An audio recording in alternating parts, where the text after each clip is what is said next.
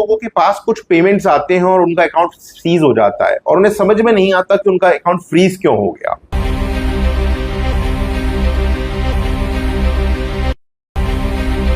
बारे में हम बात करेंगे। यूजली ये होता इन केसेस में है जहां पे आप सेविंग खातों से ऑपरेट कर रहे हैं अपने व्यापार को, क्योंकि अभी सबसे बड़ा सवाल यही आता है कि सर ये हो तो रहा है, हमें कैसे पता कि सामने वाले का खाता लीगल है या इलीगल है।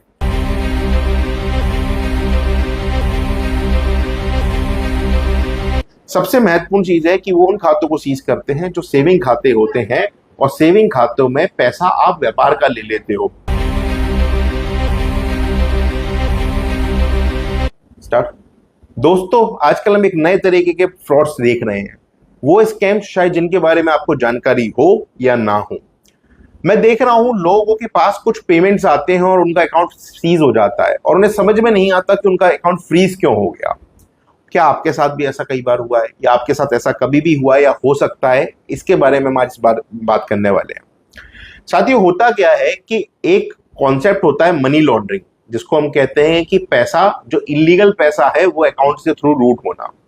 तो जितने भी इलीगल पैसे वाले होते हैं वो क्या करते हैं, अपना पैसा रूट करने के लिए मल्टीपल अकाउंट्स बना लेते हैं और मल्टीपल अकाउंट्स को फिर वो फर्दर ट्रांसफर करते हैं और फिर वो फर्दर ट्रांसफर करते हैं और वो पैसा अल्टीमेटली इलीगल पैसा मार्केट में आ जाता है। फॉर एग्जाम्पल, आपने कोई पैसा किसी से एक्सेप्ट किया, आप एक दुकान चलाते हैं और आप कोई भी रेस्टोरेंट चलाते हैं, आपने रेस्टोरेंट में किसी को खाना खिलाया और उस आदमी ने अपना जो पैसा है वो उसके पास किसी लेयर से आया होगा। लेयर हम कहते हैं कि किसी दूसरे पर्सन से आया था, उसके पास एक और पर्सन से आया था और वो इलीगल पैसा था। तो जो इलीगल पैसा था वो आपके अकाउंट में गिरा और आपका अकाउंट बैंक ने सीज कर दिया। तो इस केस में होता क्या है कि आपका इलीगल पैसा जो आपका एक्चुअल में लीगल है वो आपको इलीगल की तरह मान के बैंक के पास एक नोटिस आ जाता है और बैंक आपका अकाउंट सीज कर देता है।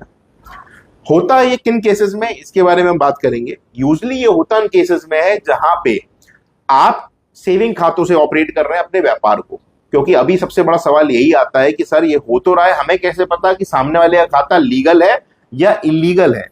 क्योंकि आप पता लगा भी नहीं सकते कि लीगल है या इलीगल है, लेकिन आप एक चीज कर सकते हो कि अपने आप को दुरुस्त कर सकते हो।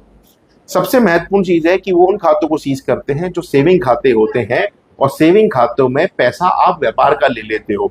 क्योंकि उस बिजनेस में होता क्या है, ट्रांजेक्शन जो है वो आपका पर्सनल खाता आपके पर्सनल ट्रांजेक्शंस के लिए होता है। अब आपको किसी का पेमेंट आया जो इलीगल है तो आपके पर्सनल खाते में आया, तो आपका रिलेशन ये बना लिया जाता है कि आप पर्सनली उसे जानते हो, जबकि आप पर्सनली उसे नहीं जानते। उस केस में आपको अपना व्यापार का रजिस्ट्रेशन कराना चाहिए। अगर आप रजिस्ट्रेशन जीएसटी में नहीं कराते तो एक सिंपल एमएसएमई रजिस्ट्रेशन से एक करंट अकाउंट खोलिए और उस व्यापार का, चाहे छोटा हो चाहे बड़ा हो, उसका करंट अकाउंट खुलना है, सेविंग खाते में पैसा ना लें।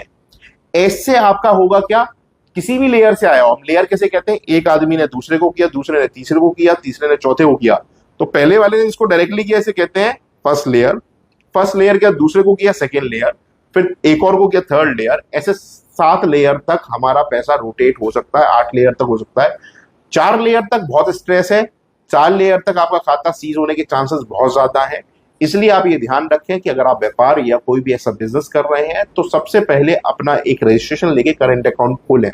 हम आने वाले वीडियोस में इन फ्रॉड्स के बारे में और डिटेल में जानकारी देंगे कि कैसे फ्रॉड्स मतलब एक्चुअल में होते हैं और कितने टाइप के फ्रॉड्स होते हैं जो यूपीआई बेस्ड है, जिससे आप day to day Google payment और फोन पे वाले पेमेंट्स करते हैं, उनसे कितने टाइप के फ्रॉड्स हो सकते हैं, इस बारे में बात करेंगे। तो आने वाला वीडियो आप जरूर देखिएगा, जो हम फ्रॉड्स पे ही आगे बात करेंगे।